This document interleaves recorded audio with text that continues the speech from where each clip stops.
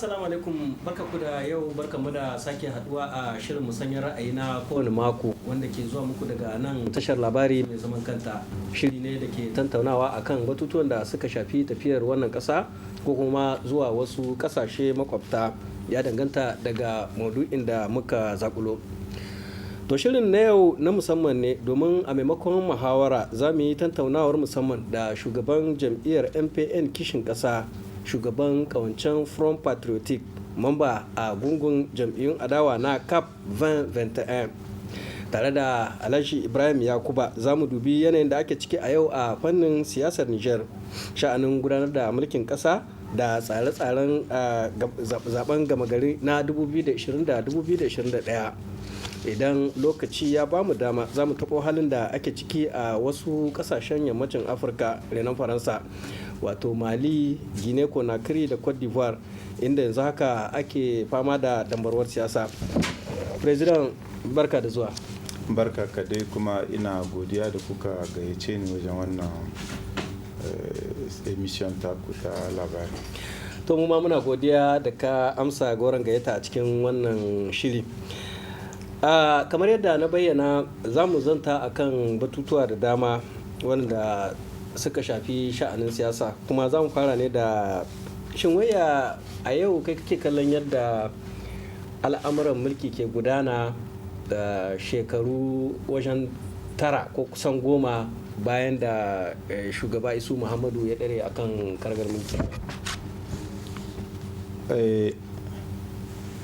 Ina so in ce kama yawancin lokaci in mu 'yan adawa muka yi magana bisa kan halin ƙasa, mutane suna dibi kama dande yana cikin adawa ne. To ina so in gayi kama halin da Nijar take ciki yau, kowa ɗan Nijar na birni da na ƙauye ya san shi. Kuma abin da zan ce na harko shine babu ƙasa. Kamar ka san ita ƙasa ita ce kenan in baka lahiya ka je gidan likita a baka magani. Lokacin da baka da hali kana cikin matsala, to akwai wani tsari da al'umma suke in suna tare, da akwai wanda zai taimaka. Ita ƙasa ita ce in kana gidanka kwance kana iya kyautata zaton ka ce za ka kwanta lahiya ka tashi lahiya. A yau ƙasar Nijar bai yiwa, ko birni ne ko ƙauye ne, tashin hankali, kashe-kashen mutanen da ake, harin da ake kai mutane ba iyaka. Yanayin da za ka tabbata babu ƙasa bancin wannan tashin hankali, yanzu yawancin karkarar Nijar ko jiha Dogon Duci ko jiha Kurfai Santir ko kuma wajen Tilberi ko kuma wasu garuruwa da dama, 'yan ta'adda ne suke zuwa tsakar rana su zo su anshi lanho, su je su dawo yadda suke so, su yi abin da suke so. Jiya nan garin Sukukuta nan tsakanin Dogon Duci da Kurfai, mutane suka zo da moton su hudu, suka zo gidan mai gari, haka ba su kujera suka zamna, suka je a kawo lanho, in ba haka na maza su ma mutane ta'adi. Wanga abu da ka ji na gai cikin wannan gari, cikin garuruwa da yawa yanzu shine doka. 'Yan ta'adda sun ci karhinmu, sun ci karhin gwamnatinmu, har sun kai suna iya kawo doka cikin kawo su aza jangali bisa kan al'umman. Ba zamani ba ne ya zo da wannan, kamar yadda gwamnatin ta saba faɗa? A'a, kasawa ce. In zamani ne kenan duk kasashen duniya suna iya samun matsala da irin wannan. To amma ka gani kasashen da suka kasa tsare kansu su ne suke samun wannan matsala. Shi dan adam dama tun da aka yi shi, akwai na kirki, akwai wanda yake shirya fitina, wanda yake dibin cikin sace-sace ma zai rayu. To tsarin mulki ne ke hana mugu ya je ya yi mugunta. Tsarin mulki ne ke sa mai so ya kawo fitina a tare shi ya kasa fitina. Amma mu na wannan kasa ta mu zancen tsaro babu shi. Nan shugaban kasa ya zo bakin majalisa ya dauki drapo ga hannu, ya ce Nijar za ta zama kabarin Boko Haram. Amma in ka gani yawancin kabarin da ake kilga namu ne, na so zamu ne, ko na 'yan kasanmu ne, farar hula. Kenan ina so in ce kama akwai shi jagoranci da alamu ake mishara. Kaga dai in ka diba makarantar Nijar ta lalace. Duk wanda ya ce maka makarantar Nijar tana da kyau, to bai gai gaskiya ba, kuma shi da kanshi bai ma kanshi adalci ba. Wanda ya ce gidan likitan mu akwai wani magani ko akwai kyakkyawan tarbo ko akwai kayan aiki, ya san ba gaskiya ba ne. Kuma ɗan Nijar wanda ke cikin Nijar da wanda ke ƙauye ya san babu tsaro. Yannan kuma ai ba a jima ba, Imowa ta yi wani kididdigarta inda aka ce kashi 75 cikin 100 'yan Nijar cikin talauci suke. Kenan ka gani kana ɗauka wajen 'yan Nijar miliyan 16 ko 17 ba su da maganin dala 100 kowace rana. To kaga talauci ya yi kamari, ba makaranta, ba likita, babu kwanciyar hankali, kasuwanci an lalata shi. Yannan kuma aka zo gwamnatin ga ta haddasa cin hanci wanda ba mu taɓa gani ba cikin tarihin Nijar. Kana gani kwanakin baya ai tare da ku mun ba ku jawabi, mun yi declaration, mun yi kira ma a yi zanga-zanga cikin kwanciyar hankali don mu ce yanda aka ma duke ƙasar Nijar ta adi ba abin da ya kamata a yarda da shi ba ne. Hatta na ji wani ministan su ya ce wanda suka sace kuɗi na ministar la defense kamata ya sanyo su cikin jirgi a sako su haɗu. Ba a sa kowa cikin jirgi aka sauko ba, amma wanda suka ce an shibka ta'adi an sace kuɗi su ne aka kama yau aka kai gidan kasa kusan wata 6. Amma wanda suka yi wannan ta'adin ƙara ma kasuwa ake ba su kowace rana. To ka gani milkin da ya haddasa cin hanci da ya kawo bambanci cikin 'yan ƙasar Nijar kuma ya kasa kare mu, ya kasa ba mu tsaro, bai iya ba mu makaranta ko ruwan sha ko magani, to ina ji wannan milki ne mai muni. Yana in ana so a tabbatar ma in wani ma bai yarda ba da 'yan Nijar sun talauce ya ki yarda tun da shi yana cikin wani halin da bai bari ya sani. In wani bai yarda ba babu makaranta ko babu gidan likita, ai akwai lissahi kididdiga da ake kowace shekara wadda 'yan adawa ba su cikinta ba su ma san da ake yinta ba. Ita wannan kididdiga ta ce Nijar ce baya ga kowace ƙasa da ka sani a cikin duniya shekara na bin shekara har kusan shekara 10. Binciken PNUD kenan na PNUD na IDH kenan. Kowane fanni ka diba ko ma ka hudda zancen siyasa, ka hudda ma kai ba dan Nijar bane, ka lissafa kididdigar da ake Nijar ƙasa ce wadda tana cikin hali mai wuya. Kuma idan mai jagoranci bai tabbatar da mutane suna cikin wahala ba, to mugun jagora ne. Mu kuma yau ba mu taɓa ji ba gwamnati mu ya ce lalle 'yan Nijar suna shan wahala. Duka talaucin nan da ke ga 'yan Nijar bai san da shi ba, wahalar da mutanen ƙauye suke bai san da ita ba. Ai kana gani shekaran jiya shugaban ƙasa Buhari ya ce shi da kanshi ya lura da mutanen ƙasar shi suna cikin wahala. To in jagora da kanshi ya gane akwai wahala, to tana yiwuwa ana bisa kan hanyar girma, hanyar gyara. To wannan su komi gare su daidai ne, komi gare su Nijar tana cikin haske kamar wanda ba a taɓa yi ba. Mu muna cikin lokacin da wata rana mun taɓa yarda ma muna dibin kawai suna abin kirki har muna gai muna cewa kamar sun yi gina kaza sun yi kaza, amma daga baya ai kowa gane ba gaskiya ba ne. Wannan kamar na akwai wasu da ke kwatanta cewar ba daidai ba ne ba kai ka ringa sukan wannan gwamnati saboda an yi wani lokaci ko kuma ayyuka da dama tafiyar nan a tsawon lokaci mai tsawo an yi ta tare da kai, saboda haka suke ganin bai cancanta ba a ce kai da kanka ne ke sukan lamirin yadda gwamnatin ke tafiyar da ayyuka. To kasa mai nauyin jagorancin kasa shine wanda yake jagorancin kasa, wanda yake cikin tahiya aikin shi yake bakin kokarin shi. Ni aiki na wanda na yi tare da su duk 'yan Nijar su diba su ma kansu shari'a, inda aka sa na aiki sai da na yi bakin kokari na, ban yi cin zalun, ban sa hannu cikin wani harkar kuɗi ko harkar marshe ba. Aiki na yi daidai bakin kokari na don ƙasata. Amma wanda yake da nauyin abu in ya gyaru ko bai gyaru ba ai wanda muka zaɓa ne, kuma wanda yake jagoranci mu mun kama ne cikin tahiya mun yi bakin kokarin mu. Kuma mu ne mu kadai a nan Nijar da muka gane ba gaskiya muna cikin gwamnatin muka je muka yi jawabi. Ni na diba cikin tarihin Nijar mu ba mu jima muna siyasa ba, amma babu jam'iyyar da ta yi adalci ta ma 'yan Nijar ladabi kamar jam'iyyar mu. Saboda ai muna cikin gwamnati ne, mun yi shekara guda tare da su, muka ta yi doso duka kun je 'yan jarida, na ɗauki jawabi na ce wannan ƙasa ba za a tabbata ba a yi ci gaba saboda an bar cin hanci yana kamari. A lokacin da ma ban yi tsammanin ba sun saci kuɗi sun kwashi kuɗi kamar wannan, amma muna gari dare da rana cin hanci ya zama aikin da suke koda yaushe. Ina cikin wannan gwamnati na ce an diba babu makaranta, babu kiwon lahiya, babu kulawa da matasa. Na ce Nijar tana cikin halin da ba zai kyautata mana wani zato ba inda ba mu sake shi ba. Ina cikin gwamnati yana an dawo an yi kwanaki kaɗan kuma muka zo muka yi jawabi, muka rubuta ma Prime Minister wasiƙa, ni na rubuta ta na sa hannu. Na ce na lura da wannan gwamnati ya ɗauki matakin yin wata dokar zaɓe don ya kame ikon nan ko ta wani hali ya rike shi. Kuma na ce wannan alamun koma baya ne ga demokrasiya, kuma alamun kawo fitina ne a cikin ƙasarmu.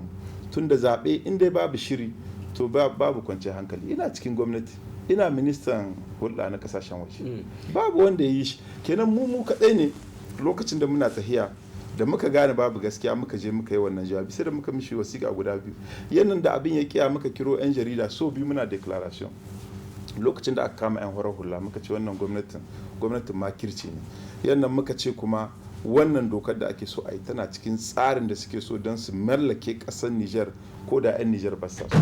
kenan ka gani na ɗaya aikin da aka ba mu da muna cikin gwamnati mun yi shi wanda zai ɗaukar nauyin abu in yayi to wanda aka zaɓa ne wanda zai ɗauka abu in yayi nasara ai wanda aka zaɓa ne shi yayi shi mun kama kuma aikin da muka yi mun yi gaskiya kuma lokacin da muna cikin gwamnati mu gane babu gaskiya tun muna ciki muka yi Allah wadda muka ce ba mu yarda mu kadai ne Nijar muke ba mutane mu ce mun yi abin da mutane ba su la'akari da duka waɗannan matsaloli da ka zayyano shi yasa ka fice ka janye jiki da gare su ko dai akwai wani sabanin ra'ayi haka a tsakaninku da su masu gudanar da al'amuran shi ne yasa muka bari ai kasan na bayyana lokacin da prime minister ya kira na cikin office din shi ya ce game da kalaman da muke yi sun yi kama da na 'yan adawa kai wannan ba daidai ba ne cikin tahiya na ce to zan rage maka aiki na ɗauki takarda bisa biron shi na rubuta na ce ni na yi marabus kuma na jaye jam'iyyarmu daga cikin wannan gungu da cikin milki ya ce a'a kenan abin an shirya na ce kwarai kuwa a shirya muke dama haka muka yi na aje mishi takarda na hutu kuma da na hutu na ce ga sakon da ya bani kuma ga amsar da na bashi saboda dole ne mu fice daga tahiyar da ba a son gyara inda ana niyyar gyara ai ka gani ba a ɓoye ba ne muka yi sai da muka huto muka yi jawabi a hilin gaban mutane so uku muka yi jawabi sai da na rubuta takarda ina cikin gwamnatin shi na rubuta min prime minister takarda biyu na ce wanga abun kawai wannan tsarin kwata-kwata ba mu yarda da shi ba amma kuma suna dibin yawancin jam'iyyoyin Nijar ko kungiyoyin horar hula sun yi karhin su ko sun ba su tsoro kuma kuma suna tsammanin 'yan Nijar duka kaf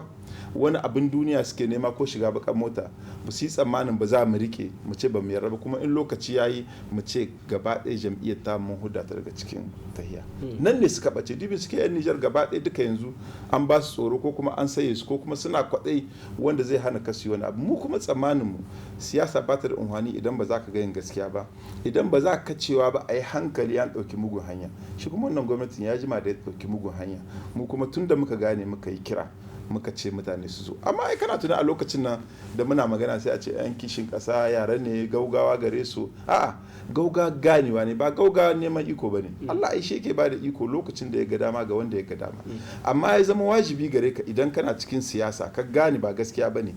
kada wani dan adam ya baka tsoro kada wani lokaci ma ya baka tsoro ka huto ka ga gaskiya shine mutunci gare ka shine kuma ka darata yan Nijar wanda da sunan su ne kake neman iko bayan ficewar jam'iyyar ka ta MPN kishin kasa daga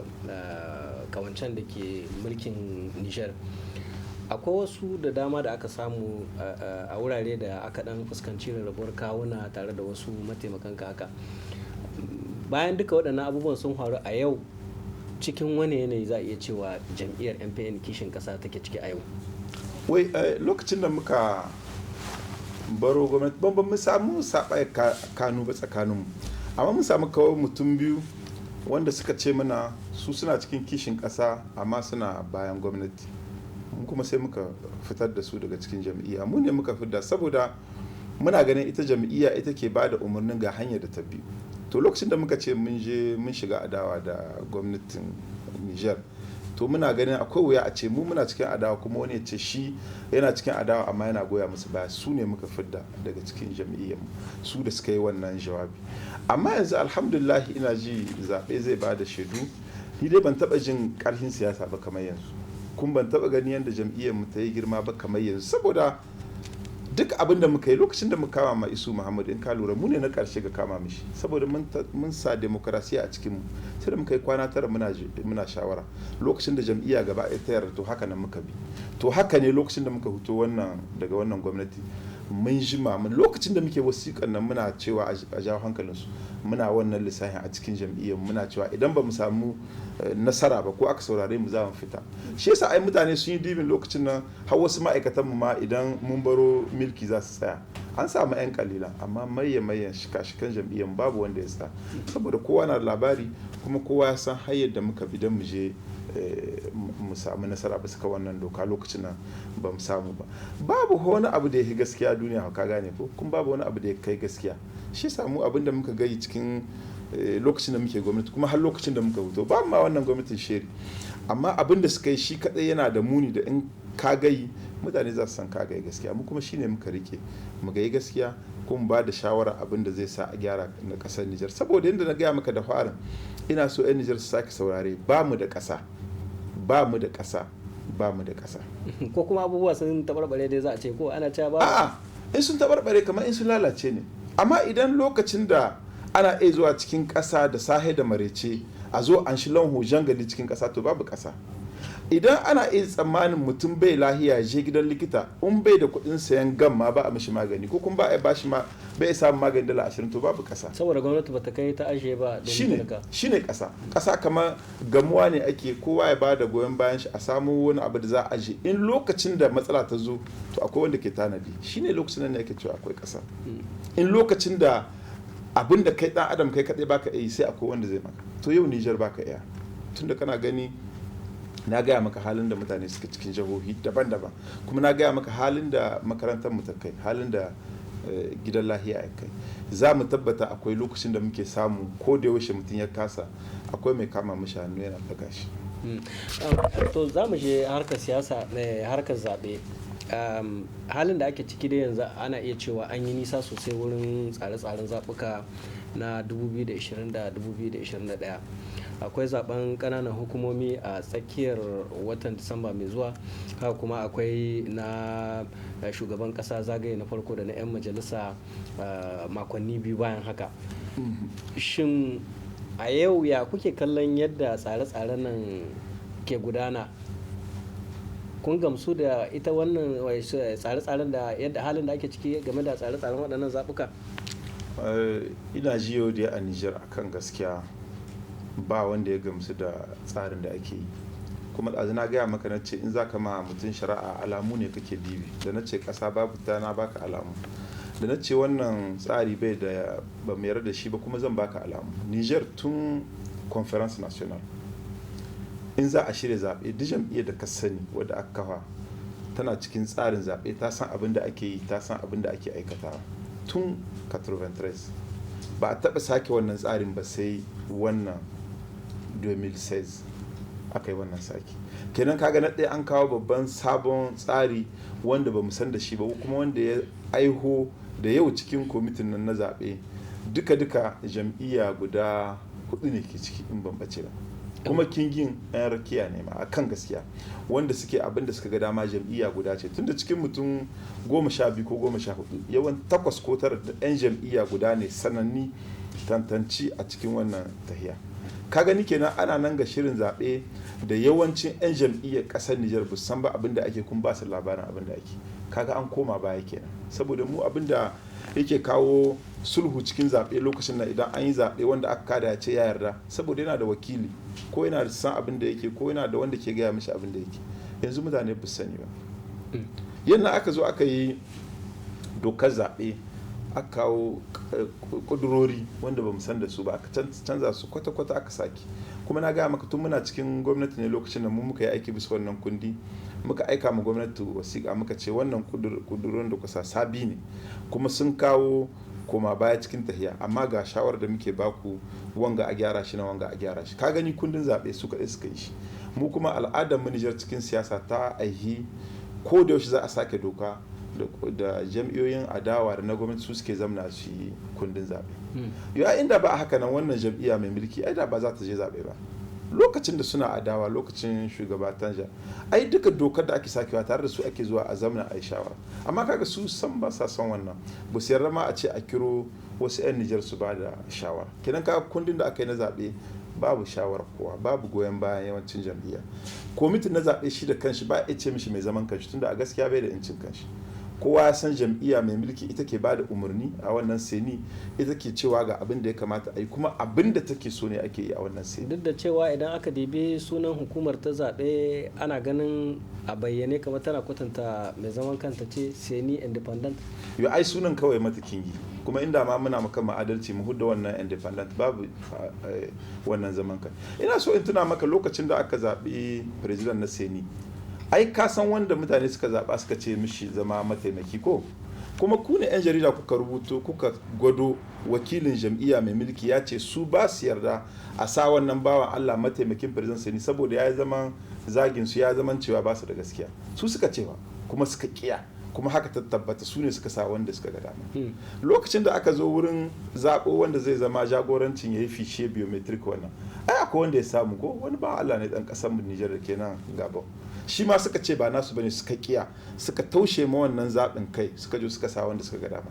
Yo ita sai ko da aka yi ta dama su ne suka aihota, su ne suka sa ɗiyansu ciki don su yi musu aikin da suke so, kenan tun harko ba ta da zaman kanta. Kuma mu lokacin da muke gwamnati mun gai muka ce yadda aka yi seni wannan ba za ta zama seni mai zama kanta ba, amma ban ma yi tsammanin ba yadda muke gai an wuce shi. Tun da lokacin da aka sa seni tana da mutum 10, a lokacin nan 8 'yan jam'iyya guda ne,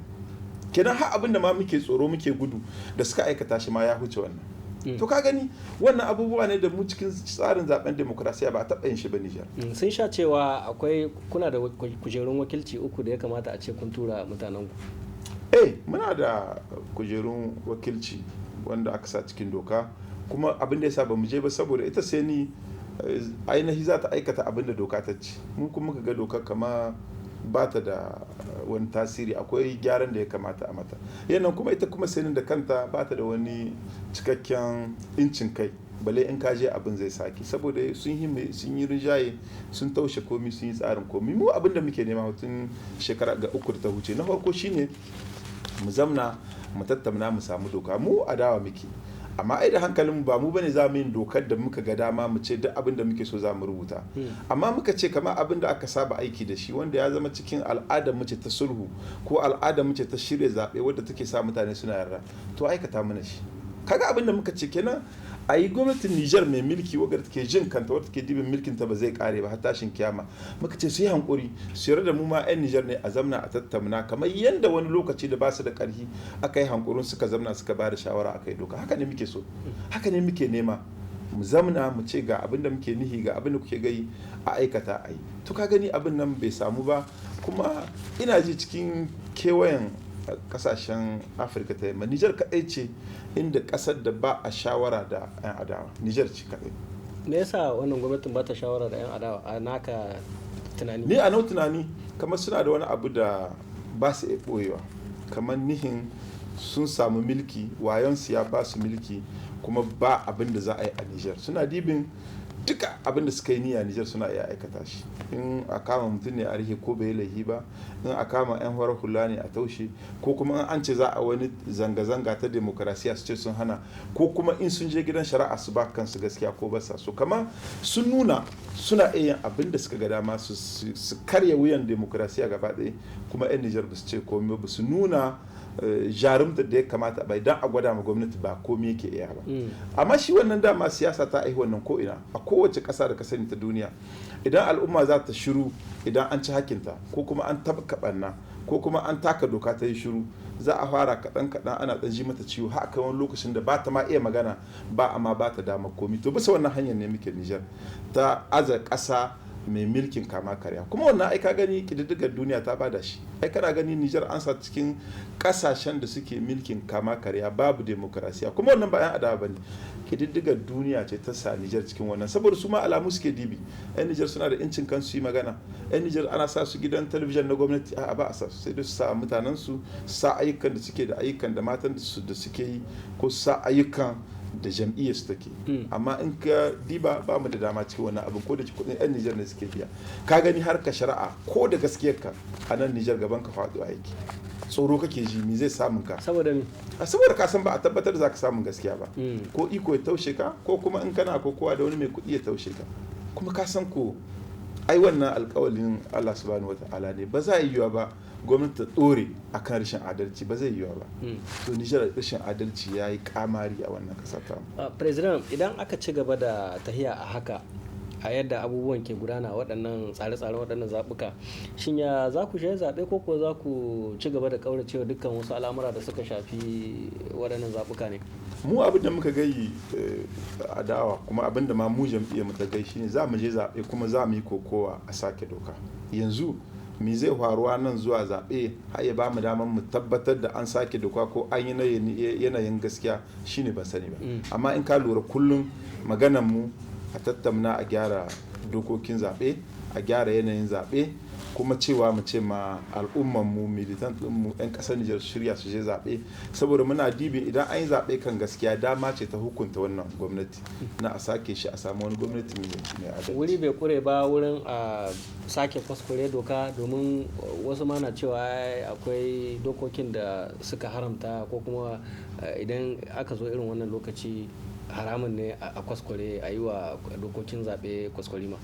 Akwai wani kudurin na kasashen afirka na yamma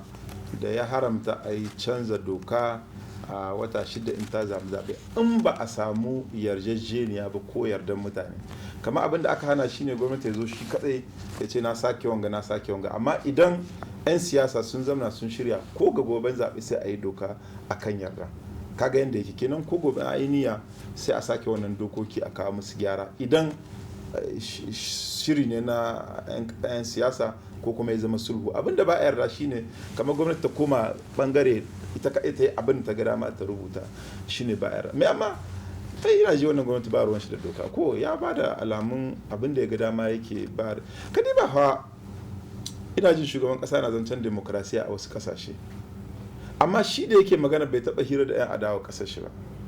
Can inda yake zancen demokrasiya ana tattauna da 'yan adawa, ana tattaunawa da farar hula. Lokacin da wannan coronavirus ya zo har kasashen da ake milkin kama karya so za sai da aka tara mutane 'yan siyasa 'yan farar hula na cewa wani sabon hali ya zo wanda zai kawo cikas a cikin kasuwancinku a cikin rayuwarku, za mu tattauna don mu ɗauki matakai wanda kowa zai ba goyon baya don mutanen gari su kama. Kaf duniya an yi sai nan ƙasar yanzu da shekarun gari suka zo ba a tattauna da talaka, ba a bashi daraja, ba a bashi mutunci, kuma ba a sauraron wani can inda ba cikin jam'iyya mai mulki yake ba. To ka gani shi ke sa mu ce kuma duniya ta shaida yanzu ba a zancen demokarasiya a Nijar. Muna kokowa mu kare abin da ya kingi, amma dai muna kokowa ne mu sa Nijar cikin demokarasiya, tunda yanzu ana sa ta cikin bangaren kasashe masu mulkin kama karya. Wasu na cewa da halin da ake ciki na matsaloli ko na rashin cikakkiyar demokradiyya a wannan kasa abu ne da yake samo asali daga rashin tsayuwar 'yan adawa, wato ba kwa gwagwarmaya kamar yadda ya kamata. Galibi kun fi son ku jinginu da kungiyoyin kwararren hula ko da wajen fitowa ku yi zanga-zanga ne ko nuna ɓacin rai akan wasu abubuwan da kuke ganin suna wakana na ba daidai ba. Wai ana adawar Nijar tana bakin kokarin, tunda ka san komai shi daga yanayi ne ake iya gane shi, ya yanayin Nijar ya bada. Amma ni ina cikin masu cewa ya kamata mu yi kokowa da muke yanzu. Amma ka san ƙarfin kokowa ta adawa ko ta farar hula, nasarar kokowa ta adawa ko ta farar hula daga al'umma ne. Idan al'umma sun ba da goyon baya suna hutowa da fifi, to gwamnati zai saurare su game da abin da suke. Ni wannan Front Patriotic da mu da 'yan farar hula na kilga sai da muka yi march guda 6 mu huto mu ce mutane mu ƙara yawa su zo mu ƙara ƙarfi cikin wannan tahiyar da muke don gwamnati ta saurare mu. To amma mutane yadda suke ba da amsa bai yi daidai ba take wahalar da suke yi, bai yi daidai ba ga yadda suke jin zafin wannan mulki, saboda ai ana jin su cikin suna hira su kuma ana suna ji ga jikinsu ba mai maganin dala. 'Yan Nijar sun fara gajiya ne ko kuwa sun fara dawa daga rakiyar 'yan siyasa? Ina ji kama sun fara gajiya ma halin da suke ciki na ina ba sai yana gajiyar da su. Inda ka ji an ce kasa wajen mutum miliyan 16 ko 17 bai maganin dala 100 cikin rana guda. Inda ka ji kasa an ce wajen miliyan 3 suna fama don su je su samu abincin da za su cikin cikinsu. Wannan kasa ba karamar wahala take ciki ba. To idan mutane suna cikin irin wannan hali, tana yiwa shi da kansu ma bai ba su dama wani lubi su huto su yi kokowa. Amma ni na sani idan za ka bincike su ko za ka ba su dama su yi zaɓe a kan gaskiya, to za su ma wannan gwamnati wani irin hukunci da ba taɓa gani ba a nan Nijar. Akwai kawance da kuka kafa a baya-bayan nan, coalition pour une alternance démocratique CAP 2021, ina gani haka ne. Haka ne. Menene manufofin wannan kawance, me da makasudu ko dalilin da yasa kuka kafa shi wannan kawance, duk da cewa dama 'yan adawar nan akwai kyakkyawar alaka a tsakaninku, kuna haduwa kuna fitar da sanarwa ko kuna kallon alƙibla guda a duk lokacin da wasu abubuwa suka wakana a cikin ƙasa? A wannan shi yarjejeniyar zaɓe ce, abinda muka yi coalition pour une alternance politique CAP 2021. Yanzu dai jam'iyya guda 18 ne na ƙasar Nijar wanda suka ce na ɗai za su yi kokowa, za su sa ido don wanga zaɓen a yi cikin adalci, a yi cikin gaskiya. Na biyu kuma muka ce za mu ba juna haɗin kai, mu kama juna game da abin da ya shahi zaɓen da za a yi cikin ƙananan hukumomi ko cikin jihohi ko kuma zaɓen 'yan majalisa, za mu gani ko mu je tare ko kuma jam'iyyun da ke cikin wannan tsarin wani ya kama ma wani su je tare. Yannan muka ce idan mun yi nasara, in mun zo cikin meri ko cikin kwansai na jiha ko nan majalisa, deputocinmu da kwansayawanmu da aka zaɓa za mu samu su gungu guda don samu rinjaye su yi jagorancin wannan meri. Yannan na ƙarshe zaɓen shugaban ƙasa, idan mun je zagaye na biyu, wannan yarjejeniyar da muka yi, jam'iyyoyin da ke ciki yau mu 18 ne, muna fata a ce mun kai mu 100 wata rana. A cikinmu wanda ya zo zagaye na biyu mun ɗauki alkawalin za mu kama mishi, ba sai ya ji ya mana wani tattauna a can daban ba, da kasa hannu ga waga takarda ka yarda a cikin ku wanda ya zo na gaban ku a cikin zagaye na biyu shi za mu kama ma. Yannan abin da yake sabo da ba a taɓa yi ba, saboda mutane lokacin nan kawai milkin ne kawai ake nema a korusuwa na azamna, sai muka ce to ya kamata mu ma yanzu mu yi lissahi, ba muna neman canji ba ne don mu zo mu zamana, muna neman canji ne don mu sake siyasar da suke yi, don mu kawo sauƙi cikin rayuwar ɗan adam 'yan Nijar, mu kare ƙasarmu kuma da abin da ya kamata na muhimmanci mu bashi muhimmanci. Shi yasa sai da muka yi abin da muke cewa program command de gouvernement. Yau in za a zaɓe za mu yi nasara, to mun san ta inda za mu fara, mun yi lissahi, mun yi ƙididdiga ayyukan da za mu yi, mun zo mun sa cikin program command de gouvernement. Kinan mun san abin da za mu yi, mu nemi iko nan insha Allah, mu ba da haɗin kai, mu kama ma juna tsakaninmu daga meri har zuwa shugaban kasa. Yannan kuma cikinmu wanda zai samu mulkin nan mun ce ga abin da ya zama dole kai yaƙi da cin hanci, wannan sace-sacen kuɗi a tsaida su. Kuna da tabbacin lalle akwai kowa zai iya cika dukan shugabannin nan, ko kuma kowace jam'iyya za ta cika alƙawalin da ta ɗauka? Domin can baya an saba idan aka zo zaɓe za a yi yarjejeniya, daga bisani wasu su balle su wani wajen da ba shi bane ainihin alƙawalin da suka ɗauka. To mu alƙawalin da muka ɗauka da muke tattauna wannan aiki dai ina ji mun kai wajen wata 3 muna yin shi don kowa ya bada yarda, kuma ina ji jami'oyin da suka bada yarda, ina fata ina kyautata zaton kowa ya cika alƙawalin shi. Abinda Allah zai kawo bani ya sani, amma da yanda ni na san muka yi jawabi kuma yadda na san muka yi aiki a cikin watannin nan shine mun ɗauki alƙawalin da abin da ke cikin yarjejeniyar na za mu yi da shi, tunda mu ne muka rubuta shi, mu ne muka tattauna, muka gani me ke yiwa. Muka ce kowace jam'iyya tana da incin kanta, tana da tsarin da za ta yi game da 'yan takararta daga zuwa meri har zuwa neman shugaban kasa, amma a kowane wuri kuma da yarjejeniyar za ta yi aiki, in za a haɗin gwiwa ko kuma in za a je zagaye na biyu insha Allah. Masu mulki na bugon gaban cewar sun shafa shekaru kusan 10 suna yi wa talakawa aiki, suna alasan barka, yayin da ku kuma kun shafa shekaru a waɗannan shekaru ba abin da kuke sai soke-soke, da dama daga cikin kuma shugabannin adawa ba kwa fita daga yamai ku je ku ziyarci talaka a karkara, saboda haka suna ganin kamar ba tantama su za su yi galaba. To talakawan wace ƙasa suke zance? Wanda talakawa ne suka ma'aiki na Nijar? Suna magana Nijar ne. To ka hudda zancen 'yan adawa abin da za mu gai, sun ce sun ma 'yan Nijar aiki shekara 10. To yanzu kungiyar da suke ciki, wadda ɗan Nijar ne ma ke jagorancin kungiyar nan, ta lissafa ta ce 'yan Nijar sun yi kowa talauci a cikin duniya, kuma wannan gungun na kasashen nan na iyomuwa suka ce 'yan Nijar sun yi kowa talauci a cikin duniya. Ba ɗan adawa ba ne, ɗan jam'iyyar su ne, shi ke jagorancin wannan kungiyar. Nan jam'iyyar Yamai akwai wani mai cikakken lissahi wanda kowa yana darata shi. Jihar Yamai. Nan Yamai, University Yamai yayi lissahi yace dan Niger da ke nan yanzu ya hina dan Niger talauci wanda ke lokacin nasaru da za su ba mu iko. Wato talaka a yau na can da ya fi na yanzu jin daɗin. Ya fi na yanzu a lissahin da kuma ya wallafa shi. Duk da yake ana lokacin jahiliya. Haka ne tunda suna da ɗan abin hannunsu yanzu yan Nijar ba mai abin hannun shi. To ƙasa da an ce mutum miliyan wajen 16 ba su maganin 100 cikin rana malam Barma ka san cikin wahalar da mutane suke. Wannan talakawa da ake gai wannan cikin Nijar da nake maka zance ta bana an talautar da mutane a cikin karkara mata suke zuwa suna barema. Ko a basu $20 ko $40. Na je cikin wani karkara inda mata barema suke amma garuruwa ake basu don su ci. Wato suna noma don a biya su wani suna tura hauya. Saboda sun sai da awakin sun sai da abin da ka sani. Matasan duk inda suke kasuwa matasan da ke zuwa nan wurin neman zinariya da an koro su sun dauki wurin zinariya sun ba kansu ko sun sai da ma kansu. Kasar da matasa babu aiki inda suke zuwa ma suna neman aiki da zuwa su an koro su an anshe sun ba kansu wannan wurin gina zinariya. An lissafa an ce min 'yan kasar Nijar an talautar da su in ka tara mutum 100 kusan mutum 80 ba mai dala 100 cikin rayuwar da sahiya. An zo babu makaranta bale a ce za a tsammana abin ya gyaru kai talaka baka da kuɗi baka da abinci baka da ruwan sha kuma in ka je gidan likita baka da magani to wai wani irin magani ne ko wane ne suka ma aiki wace ƙasa ce suka ma aiki ni ina ji kamar ƙasar Nijar biyu ce akwai tasu waccan wadda suka shirya a cikin kawunan su akwai wagga tamu ta gaskiya kuma inda mu ne kaɗai ke magana ka gane ko sai a ce gaskiya an adawa hasada ce ko muna yi ne don mu ɓata musu suna mu yi tsammanin a ba mu goyon baya mu samu iko to yau an tashi funu da dai babu ɗan adawa ko guda ciki kuma duniya ce take ita ta ce Nijar ce baya ga kowace ƙasa a cikin shekara 10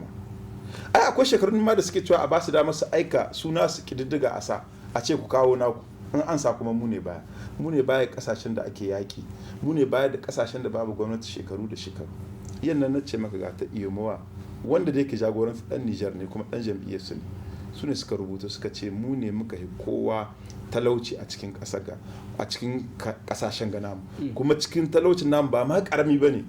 mugun talauci ne da ya mamaye yan kasar Nijar amma su yan kasar Nijar ko da ba a yi kididdigar nan ba ai sun sani kowa yana jiga cikin shi kowa ya san halin da yake ya lalace kowa ya san duk abin da kake a wannan kasa ya koma baya in dai ba hannu gare ka ba dumu-dumu cikin kasuwannin da ake bada ko hannu gare ka dumu-dumu cikin kudin da suka kwashe suka yi rubuta ciki da su kina wannan kasa ka gane fatan da nake mata a ce kowa ke milki a ce yan Nijar suna cikin sauki saboda babu wani alheri da zaka samu idan mutanen kasa suna cikin wahala kun babu wani alheri da zaka samu idan ka san mutum in ya tashi da safe ba tabbata bane ya ci abinci babu shi ba tabbata bane ma gobe ya samu abinci kuma kana ganin iyanka yara suna girma ka san babu aiki babu kasuwa da za su tunda komai an halaka shi ta wace hanya kuke ganin za ku yi nasara a zabukan nan masu zuwa idan aka yi la'akari da cewa talakawan Nijar ba su da cikakkiyar wayewar da za su hukunta mahukunta ko masu mulki ta hanyar kuɗa a ranar zabuka a wallahi za su hukunta su kuma yan Nijar sun waye sun sa abin da ake kada ka yi tsammanin don mutane suna kauye busan ba zahin kansu wallahi dan Nijar duk inda yake yana nan yana jiran su da ya musu duka ba karama ba mai ai su sun sani su sun hika sanin yan Nijar suna shirin su musu babbar duka lokacin zaɓe shi yasa ai suke ta unhwani suna kwaso kuɗi iri-iri wanda baka san daga inda suka fito ba don suna tsammani idan an ba yan Nijar kuɗi za su mance wahalar da suka sa shekara 10 su jewa musu ƙuri'a kaga abin da suke kwanto da shi abin da suke kwanto da shi na biyu shine su yi unhwani da matsayinsu na gwamnati kana gani a cikin zagayen da suke yi mu mun tashi ai daga mu kaɗai muke zuwa sai mu sai adda Allah mu je mu gamu da al'umma kadi bayan da ake ɗauka ma'aikatan gwamnati na ko'ina ana kawo su zo taro su ba da kuɗi su sato cikin wurin aikin su ba da kuɗi a sa a zo aiki zargi ne wannan ko alaji a tabbata ne ito ba an san kowa abin da yake samu ba ai shi abin da mutum ke samu an sani ko an san yadda ake biyan ka an san aikin da kake wannan ba zargi bane kuma ana gani yannan kadi bayan da suke ɗauka sarakan gargajiya suna sa cikin siyasa sarautar gargajiya al'ummar Nijar sun ba ta muhimmanci amma yanzu ranar suna bata sarautar gargajiya saboda sun cilasta musu yi siyasa ko su ba su tsoro idan ma baka bin sai su ce za su sauke ka gani an ba sarakan gargajiya tsoro ana sa su cikin siyasa kiri-kiri alauki ba daidai ba ne saboda shi sarki ba wa'adin shekara 5 gare shi kuma shi sarki na kowa ne amma kana gani sarakai muna gani suna keta hanya suna shiga cikin siyasa mu wurin adawa mun ce ma za mu huddo sunayensu don mu bayyana mutane ga sarakan da suka keta doka suka shiga cikin siyasa yannan kana gani ana amfani da kayan gwamnati habba iyaka ana amfani da ma'aikatan gwamnati habba iyaka kai kasar gafa kasar mu ta Nijar har malamai sai da aka kama wa saboda sun yi sallah nan kana gani ai da kanka lokacin corona ne kake kwarai kuwa mutane ba ga malamai nan bukoki suna hawan katanga suna faduwa ba da gudu ana bin su ba hawai yan ta'adda ne ba hawai sata suka yi ba sallah ce suka je suka yi suna cewa a kasuwa tana buɗe don me aka hana sallah da gudu ake bin su a kamo su kadiba ko turawan ga da ke ba su umarni su ce ayi kaza da kaza su ba su kama mutum da in ya keta dokar corona tare ake maka amma munan bin su ake da gudu malamai yanzu da Allah baka ji zahibar ka ga wannan bidiyo ta bukoki ni wani ga lattiza suna hawan mir suna durowa ha suna gudu jama'a sai ka ji kuma sai ka ji zahi saboda ai hankali bai baka ba ka bari ka zo kana tunguma mutane kana ma mutane wulakanci saboda sun yi sallah ko kasashen turawa ba wanda aka kama saboda harkar corona sai dai a maka tara a ce ka keta doka to wannan a hana kuma wannan shi na daidai da in ka lura wani takala da ke ga wannan gwamnati shine arena mutuncin al'umma aina suna gai sun ce mutane ba su iya komi mutane ba komi ba ne ka gani iko ya kai musu sama har ya sa har sun mance da al'umma ne suka je suka jiwa musu kura a suka yarda da su wani lokaci suka yi tsammanin za su yi abin kirki suka ba su goyon baya amma yanzu ka san wani lokaci in iko ya kai makaro baka ma san abin da ke faruwa ba su yanzu ba su da labarin Nijar ba abinda suka sani da Nijar in sun je sun taru da mutane sun musu jawabi sun rabu da su sai su yi dibin kawai mutane ma wata sallah ce suka zo ko wajen biki ne a mutanen sun zo saboda an ba su kuɗi zo su zamna ƙar su zo su anshi kuɗin nan tun da kuɗin su ne su je su sai masara ya za a ce ba su da labarin Nijar duk da cewa kuyan adawa kullum kuna korafi akan yadda dan takarar jam'iyyar da ke mulki wato PNDS na zagayen sassan kasa abinda jam'iyyar ta kira zagayen ganawa da jama'a ai ba yo kaji hirar da yake ai hirar kanshi ce yake da hirar jam'iyyar kaji ya hirar matsalolin da ke ga mutane ni dai ban shi ba inda ya zo ce mutanen agadas kuma na gafara shekara 10 mun kasa muku hanya mun kasa tare kori ya zo ya halaka mutane ban taba shi ba ban shi ba ya je cikin karkarar maraɗi yana cewa lalle baku da ruwa baku da makaranta baku da gidan likita za mu gyara ban shi ba ya je tiliberi ya ce kuma na gafara saboda mun kasa an samu mutane an kashe su mutane sun bar garuruwan su mutane suna wahala ban ji ba ya ce ai matasa su mu shiga hara ya kasa musu aiki zancen kan shi ne yake tallar kan shi ne yake da milkin shi kuma milkin da bai ci nasara ba wanda aka ce shine baya ga duniya naji ya ce zai ci gaba ma da yi kina tallar kan shi ce yake ba magana ba ce yake ma yan Nijar bale ya gane matsalolinsu wanda yake so ya san matsalolin yan Nijar ai hira zai yi da su tambayi su zai yi zancen su zai yi amma in ka diba ni dai wanda na gani ban ga wuri guda ba inda ya san lalle akwai matsala cikin kasar Nijar. To yanzu bayan kafa wannan koko kulla yarjejeniya ta CAP 21 din nan menene mataki na gaba? Abin da muka shirya shine yanzu za mu aza abin da ake ce ma biro na CAP 21 yadda muka yi tsarin za mu kafa biro a gaggauce sai mu gani me za mu aikata saboda abin da muke so mu yi yanzu shine ta da mutane da kwana na birni da na ƙauye don su tashi su yi kokowa su cilasta ma wannan gwamnati ya muna doka da zaɓe na gaskiya wannan muna so mu shirya kokowa da za mu yi cikin garuruwa cikin ƙauyuka mu huto mu shaida ma duniya tunda tana yiwuwa idan gayi muke cikin sulhu tana yiwuwa gwamnati sai dibin kamar ko tsoro ne muke ji ko kun ba ma mutane da za su bi mu ko kun ba ma gaskiya bane za a yi gwagwarmaya kenan akan maganar a shirya zaɓe na gaskiya kuna da shakkun za a yi murɗi ne kenan a babu ma shakku kowa san murɗi za a yi kowa duk wanda ka sani ko ɗan yaron shekara 5 da wanda ya suha a Nijar kowa san wannan gwamnati niyyar murɗi ne da kwacen milki yau abin da ake nan ga Nijar in ka gane in Nijar sun gane kamar ƙasa ce ake so a sayi ha kamar yadda ka san ka je ka sai mota can park ko haka ne ake so a sa kuɗi ba iyaka wanda suka fito ta ko ina a anshi ƙasa a sayi ta a zamna a mallaka ta kamar yadda ake so ba wai ana so a ji kuka 'yan Nijar ba ko kuma 'yan Nijar ina suke so shine ake so a yi da ƙarfi da yaji ne ake so a yi saboda sun gane 'yan Nijar ba su son su kun ba su yarda da su kuma 'yan Nijar ai ba su son su ba don wai da gare su ne ba daga abubuwan da suka aikata ne wanda kama aikin gaskiya ka kula da shi ka mishi adalci ba ka damuwa idan ka ci za ka kama mishi amma wanda ka gane bai yi sai ka jaye baya. Mu ma yawan lokaci mun kama musu ai muka jaye tunda mun ga ba gaskiya bane. To haka ne yawanci yan Nijar sun gane za su je su musu wannan hukunci, amma abin da su suke so su yi shine su taushe wannan zaɓe ta kowane hali su kwace. Ni kuma na san tarihi ya nuna kuma 'yan Nijar sun gane ban ga ta wani hali za a yi ba a ce an kwace mana zaɓe kuma mutum ya zamana a nan dindin ya ce na sami milki akan kwace. In ka sami milki akan gaskiya wallahi sai mu ce Allah ya taimake ka, Allah ya baka nasara don kasar mu Nijar. Kuma wanda yake so ya adawa yayi, wanda yake so ya kama maka ya kama maka, shine demokrasiya. Amma ba za mu taɓa yarda mutum ya kwace muna ji muna gani. In tuna maka fa lokacin da muka fara kokowa doga doka a lokacin nan fa ko PV na cikin biro da vote fa ba jam'iyyoyi ba za su tura wakilai su yi su ne wai za su tura mutane su je su rubuta su ce ga abin da aka samu, sai da muka kiyawa. Wannan ko kishin kasa ce dole sai da aka dawo ga yanda doka aka rubuta ta tun 1993. Kowa na da wakilin shi, wakilan su zo su rubuta shi. Su ne wakadi ba wai sun kai wurin da suka rena ganewa 'yan Nijar suna ba mu san komi ba, ko sun himu wayo, ko su ne karshen demokrasiya wanda za su je su muna tabbatacin ga abin da aka samu suka ce ba za mu aika ba, wai sai ni za ta aika mana. Sai da muka jajirce muka ce ba zai taɓa yiwuwa ba. Kenan sun san abin da suke yi.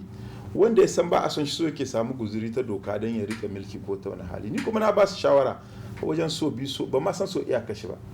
In kuna da ƙarfin samun milki idan al'umma Nijar sun ba ku goyon baya ko ba wanda zai ganin kyashi kuma ba wanda zai tada ma hankali, amma ku yi kokari ya zama tabbata ne cikin gaskiya ne suka zabe ku. Shin wanda kamar kuke zargin zai iya amfani da kuɗin sa don sayan ƙuri'a wurin talakawa, anya ko yana buƙatar ya amfani da ƙarfi wajen ya ci zaɓe, ba zai amfani da kuɗin sa ba ya sai adadin ƙuri'un da ya ga dama? A dan ai tarihi ya nuna kuɗi ba su isa, kuma ai suna ja abin da 'yan Nijar suke cewa ai ce musu suke kuɗin banza in an ba su don su sai masara. Sun san in sun bada za su samu wasu amma kalilan ne. Yawancin 'yan Nijar za su ansa kuɗin nan ne tunda kuɗin su ne suka dawo musu, wanda ba a musu hanya ba ne, ba a musu rijiya ba ko ba a musu makaranta ba. Allah ya taimake su aka dawo aka ba su, tunda mu muna gargaɗin su je su ansa su kashe. To suna dibin bai isa, kenan sai su ƙara wani ƙarhi ta hanyar aiki da kayan gwamnati, ta hanyar sa sarakan gargajiya, kuma ta hanyar mallake seni. Ai wanda yake niyya shirya sata ko kuma abin da ba gaskiya ba ai ba tsaya kan abu guda, abubuwa da wanda muka sani ne yanzu, wanda muka tabbatar ne. Ai mu abin da muke gayi na gaya maka tun da shiga adawa ban taɓa musu shiri ba. Lokacin da muka ce sun saye takardun mutane wurin enrollment ko sun yi takardu na jabu, ai duka wannan shaidu mun same su ko kuma mun ba ku labari ai mun kai kara da magaran ko muka ce ga shaidu, ga yanda kuka yi rana kaza, ga kuɗin da kuka bada, ga video mun ba su, ga audio. Hukunci ya fito? Hukunci zai fito. Inda muni za a ma hukunci da yanzu na san har yanzu kuna jira? Babu wanda ya kire mu har yanzu, ana jibin kamar ba wanda ya kamata su samu amma adalci bane su ne. Yawa, to wannan shine karan farko da za a yi zaɓe a nan Nijar tare da amfani da kati mai hoto da zanen yatsu, wato cikin tsarin nan na biometry. Waɗanne matakai kuka ɗauka ku 'yan adawa domin sa ido ta yadda ba za a yi satar ƙuri'u ba? Mu abin da muka ce game da zaɓe, ranar zaɓe, tun da kasan zuwa enrollment mun yi ta kokowa, muka ce mun lura da an ɗauki mutane daga cikin garuruwa an kai wasu garuruwa da ba san iyayen ba, ba su ma san inda suke ba. Ai wannan ma yana cikin abubuwan da muka yi gaban koti. Nan garin Yamai da wasu garuruwa, Maraɗi, Kwani, garuruwa da dama, sai ga an kawo mayan ka ko an kawo telam, an kwashe mutane da yawa dubunnai an kai su can cikin daji, an yi musu kati, an shere sun su kuma an zo an sallame su sun tahi. Wannan mun yi yaƙi da shi kuma ba a saurare mu bayan nan. Wanda suke zuwa a yi musu wannan katin zaɓe in sun huto, wanga masu milki suna saye wannan takardu don su rike su yi wani unhani. Takardar shaidar cewa sun yi rajista. Exact, wadda ke nuna an maka rajista kuma za ka je ka an so katinka. Dubunnai sun anshe suna gare su anshe mutane su. Mun yi kira mun ce mutane ko su kai kara ko kuma su je su an so kayansu. Kenan kaga wannan koko da muka yi ce don shi girgam din ya zama na kirki, ya zama na gaskiya. Yanzu abin da muka ce idan an yi katin zaɓe, abin da muka tambaya shine tun da kaga an ɗauki yatsunka ko an sa hutanka don a tabbatar da ka yi zaɓe kuma ba ka sake yin wani zaɓe, a ce an samu shaidu ko ka sa wannan yatsun naka wanda zai nuna ma na'ura ka yi riga ka yi zaɓe ba ka sake yi, ko kuma ita ga katin wani wuri a samu shaidu, ko wannan katin da muka yi zaman yi da su wanda ba su da hoto, wanda suna ne kawai ake rubuta, akwai inda ake sa kayi zaɓe rana kaza wuri kaza, to ita wannan katin ba ta da shi. Har ta huto ne katin? A yadda aka yi taro sai NDP aka ce musu ba ta da shi, mu ba mu taimaka sani, wanda suka huto suka shaida mana suka ce mana ba ta da shi, saboda ai shi shugaban sai ya huto ya magana, amma wannan amsa bai bada ta ba. Ya ne za a diba, wani shaidu ne za a samu ta katin don a ce mutum ya riga ya zaɓe. Tunda daga cikin tattauna da 'yan jam'iyyoyin suka ce busu yarda ba za a yi sata, sai har mutane suke cewa wai idan in ka zo ka yi zaɓe sai ka bar katin ka nan ka taidaita, to mutane su gani wanga yana da wuya. Kidan ka ga zancen da ake korafi bisa gare shi bai ba mu amsa ba, ko da yake ya kiro ku ya yi ta muku dogon turanci, abin da aka tambaye shi bai da wuya. Ya shaidu tabbatancin wannan kati ta mutunci shi kadai zai an so ta, zai inhwani da ita, kuma zai inhwani da ita so guda a cikin zaɓe. To wannan amsa babu ta, saboda suna so su yi zaɓe har ba iyaka yadda suka ga dama. To yanzu mu je mana kasashe na yammacin Afirka waɗanda kusan suna da alaka sosai da, ko kuma akwai harkoki da dama da ke gudana tsakaninsu da nan Niger. Cote d'Ivoire, Guinea Conakry, inda baki ɗayan shugabanninsu suka ƙudiri aniyar zarcewa domin neman wani wa'adin mulki na uku, duk da cewa jama'a musamman 'yan hamayya na da sha akan waɗannan matakai. Shin me zaka ce akan, a matsayin ka na wanda ya taba zama wanda ya rike mukamin ministan harkokin waje? Ni abinda nike iya cewa kuma nike kuka da shi, kama ƙungiyoyin da ake kafa na musamman na Afirka. Hukumar zaɓe? No, ƙungiyoyin ma, Okay. kama a ce ECOWAS, kama a ce EMOA, an yi su ne don a cima wasu guri na tattalin arziki, kuma na hada al'ummar kasashenmu don su zama guda, ba su samun matsalolin zuwa da dawowa ko na zamna a cikin wata ƙasa, kuma a ce a gama ƙarfi don kasashenmu su samu ci gaba. Amma in ka diba akan gaskiya suna zama kuma kamar club ne na shugabannin ƙasa, kama ainihin abin ba shi ake kungiya ce ta abokai. Shi yasa kana gani nan Niger ai mun yi ma ECOWAS letter, muka ce da Allah da Annabi su sa idanu su gani Niger dokar da ke da kwai protocol additional, kasan protocol additional wanda ake gai ake cewa za a aikata shi Mali, ai yana bisa kan Niger. Kamar wasu yarjejeniyoyi da suka shigo daga baya akan maganar ba daga baya sun jima ba, wasu yarjejeniya ce aka yi don a shekaru da dama bayan kungiyar, exactly bayan kungiya, don a tabbatar da demokrasiya ta kahu, aka ce a lura da wasu ayyuka da ya kamata a yi. Cikin mayan ka'idodin da ke da kwai cikin wannan protocol additional shine ya zama cilas ga ƙasa ta tabbatar da kwamitin zaɓe mai zaman kanshi ne, kuma wanda kowa ya bashi yarda. Mai zaman kanshi na Nijar ba mai zaman kanshi ba ne. Ha kuke cewa dai? Tabbat ne, kowa ya sani, ai su da kansu ba su cewa suna zaman kansu. Wanda kowa ya bashi yarda, nan ga jam'iyya guda kaɗai ta bashi yarda. Mu mun rubuta wasiƙa saboda mun san abin da doka ta ce, amma ba wanda ya ce min ko ba wanda ya ce ko a zo a leƙa. Wasiƙa da kuka rubuta wa ECOWAS? Kwarai, ba wanda ya ba mu amsa. Me yasa ba ku samu amsa ba? A yi saboda shugaban kasa ke jagorancin ECOWAS shine zai ba da izinin adiba, kuma na tabbata zai dibin kamar babu ma komai ba matsala. Amma shi kadai kana ganin zai iya daukar mataki ko kuma yadda ya ga dama da yadda ECOWAS za ta yi? Yo ai kaga yi su zancen Cote d'Ivoire da Guinea da wani abu. Yo ai duka in ka lura abubuwan da shugabannin kasa suke ai ba su magana. Har yanzu dai ba a samu wani alamun wataran ba sun yi jawabi ga wani shugaban kasa ko wani mataki ga shugaban kasa don a ce kaza. An tuka shekarun ga dai wajen 8 ko 10 da suka wuce, ni dai ban da wannan tunani, tunda na yi zama wannan ban tunani ban da aka zo aka ce ma shugaban kasa ya yi hankali da kaza ko da kaza, babu shi. Kinan ka gani shine ke kawo mana matsala, shi ke kawo wani bi kowa ya abin da ya ga dama a cikin kasar shi, inda har abin bai zama hasu. Son rai ya yawa kenan wajen tafiyar da kungiyar. Kwarai, kuma ai kana gani ai duniya gaba ɗaya matasa bisa internet da masana suna cewa gurin da aka ba wannan kungiyoyin namu na kasashen namu an bar shi, cewa aka yi su haɗa kan al'ummar kasashenmu su bunƙasar da tattalin arziki. Amma yanzu ya zama kungiyoyin da suke kare junansu ne ko ta wani hali inda sun zo cikin wannan gungu. Menene ra'ayinka akan yanayin da ake ciki a kasar Mali? To kasar Mali ai ka san mun ba da jawabin mu 'yan adawa, kuma lokacin da ake kokowar nan kahin ai so za su zo, mu jam'iyyar mu ta ba da goyon baya na cewa mun ba al'ummar ƙasar Mali goyon baya na kokowa su jajirce don su yaƙi gwamnatin da bai da adalci kuma bai kula da matsalolinsu.